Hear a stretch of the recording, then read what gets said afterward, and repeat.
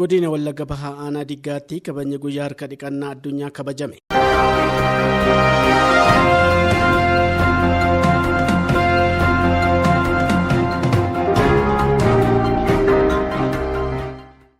Dhibeewwan daddarboon biyya keenyaa fi biyyoota hiyyeeyyii hedduu miidhaa jiran harka 80 kan ta'an sababa qulqullina dhuunfaaf naannoo dhabuutiin ta'uu himama. Dhibeewwan kanneenis harka dhiqachuun dhibbentaa 40 ofirraa ittisuun kan danda'amu ta'uus himama. Kabajni guyyaa harka dhiqannaa addunyaa godina Wallagga Bahaa Aanaa Diggaa mana barumsaa Abdii Boruu sadarkaa tokkoffaatti qulqullina harkaa yeroo hunda eeguun maaliif barbaachise mata duree jedhuun kabajamee jira. Sirna kabaja ayyaana kanarratti argamuun barumsa kan kennan waajjira fayyaa godina Wallagga Bahaatti qindeessaan sagantaa dhibeewwan xiyyeeffannoo barbaadanii obbo Dassaaleen Kumarraa harka dhiqachuu aadaa godhachuun fayyaa dhuunfaa fi maatii keenyaa eeguun barbaachisaa ta'uu isaatiin qaamni hunduu qulqullina ofii eeggachuun ga'ee ofii dursanii bahuun namoota biraallee barsiisuuf xiyyeeffannaan itti kennamuu akka qabu dhaaman. Fuula keenya dhiqachuun baay'ee murteessaadha jechuudha. Harki keenya fuula keenya tuttuqaa'uudha, ija keenya qaqqabna, afaan keenya qaqqabna. Kanaaf salphaatti jarmii dhukkuba nama qabsiisu harka keenyarraa gara afaanii, gara ija keenyaa, gara qaama adda addaatti fidaa'uudha waan ta'eef harka keenyaaf fuula keenya yoo dhiqanne dhibee baay'ee ofirraa ittisuun hin danda'ama jechuudha. Kanaaf akka addunyaattis hin kabajama, nus akka godina keenyaatti, akka mana barumsaa keenyaattis hubannoo kana qabaattanii waliin akka kabajnuuf isin barbaanne jechuudha.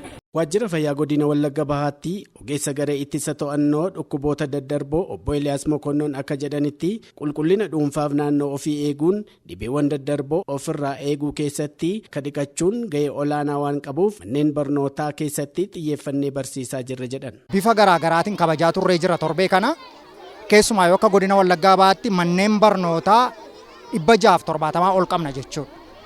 Isaan kana kan nuti xiyyeeffannee fi manneen barnootaa hunda kanarratti akka godina kanaa keessatti jiran irratti bakka hundumaatti barattoonni fuula isaaniif harka isaanii akka dhiqatan xiyyeeffannee torbee tokko guutuudhaaf hojjetaa jirra. Keessumaatii harka dhiqannaadhaan kan xiqqeessuu dandeenyu barattoonni yeroo hedduutti saaxilamaniif mana barumsaarraa ittiin hafan isuma kana waan ta'eef harka dhiqannaadhaan dhukkuboota maxxantuu garaa keessaa garaa kaasaa dhukkubbiijaa ittisuu waan dandeenyuuf barumsa isaaniitti akka isaan bu'a qabeessa ta'aniif mana barumsaarraa akka isaan hin hamne ergaas immoo hawaasaaf akka isaan nu dabarsaniif jenneeti isaan irratti xiyyeeffannee barsoota irratti xiyyeeffannee hojjenna. Har'a qofaas kabajamee kana fuutuun taane kan nuti barbaannu akka waajjira eegumsa fayyaa godina Wallaggaa Bahaatti akka Aanaa Diggaattis akka sektara fayyaa waliigalaatti guyyaa guyyaadhaan barattoonni mana barumsaa isaanii keessaa fi naannoo isaaniitti aadaa harka dhiqannaa fi fuula dhiqannaa akka itti fufsiisan barbaannee kabajaa jirra jechuudha. Harka keenya yeroo hunda sirriitti bishaanii fi saamunaan dhiqachuun dhukkuboota daddarboo hedduu hir'isuu danda'ama kan jedhan barattoonnii fi barsiisonni mana barumsaa Abdii Boruu sadarkaa tokkoffaa namni hunduu qulqullina dhuunfaa fi naannoo isaanii eeguu qaba jedhan. Harka dhiqannaan kun waan baay'ee murteessaadha. Innis kan inni murteessaa ta'eef fayyaa waan hundumaa dursa gatii ta'eef yeroo hundumaa barsiisaa jirra. Naannoo isaaniis mooraa mana barumsaa isaaniillee akkasuma daree isaanii keessa akka qulqulleessan dabalataan qulqullina dhuunfaa isaanii akka isaan qulqulleessaniif fuula isaanii harka isaanii akkaataa isaan itti dhiqachuu danda'an akkamitti akka dhiqachuu danda'anii fi yoom akka isaan dhiqachuu danda'an illee itti himaa jirra jechuudha. Dabalataan immoo guyyaan harka dhiqannaa addunyaa kun akka godina Wallagga Bahaa Aanaa Diggaatti mana barumsaa keenyatti kabajamuu isaatii fi baay'ee gammanna.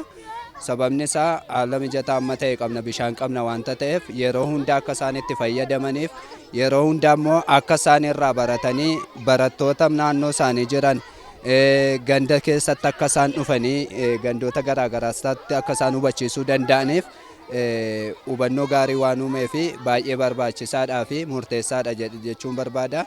Harka dhiqachuun kan inni fayyaduu fi akka jarmoonni garaagaraa qaama keenya keessa galanii dhibee garaagaraa nu saaxileef.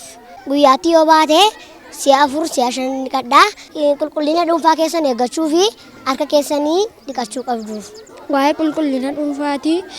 Qulqullina dhuunfaa kan harka keenya fuula keenya dhiqachuu qabnu akka jarmoonni gara afaan keenya gara harka keenya hin seenneef dhiqachuu. Guyyaatti yoo xiqqaate si'a 3 si'a 4 dhiqachuu qabna. Kan inni barbaachisuu fi tokko vaayirasii garaagaraa dhukkuba garaagaraa namarraa ittisuuf gargaara. tokko fayyummaa namaa eeguudhaaf. Guyyaatti sadii dhiqachuun gaarii. Qulqullina isaanii eeggachuu fi vaayirasii harkarraa gara afaanitti waan darbuu fi isarraatii saamunaadhaan dhiqatanii akka isaan ofirraa ittisan. Kabajni guyyaa harka dhiqannaa kabajamee kun sadarkaa addunyaatti yeroo 17ffaaf akka naannootti yeroo 4ffaaf kabajamuun sirnicha irratti kan ibsame yommuu ta'u, kabaja guyyaa harka dhiqannaa addunyaa kanarratti barattoota, barsiisotaa fi ogeeyyota waajjiraalee fayyaa godinaa fi aanaalee irratti hirmaataniiru.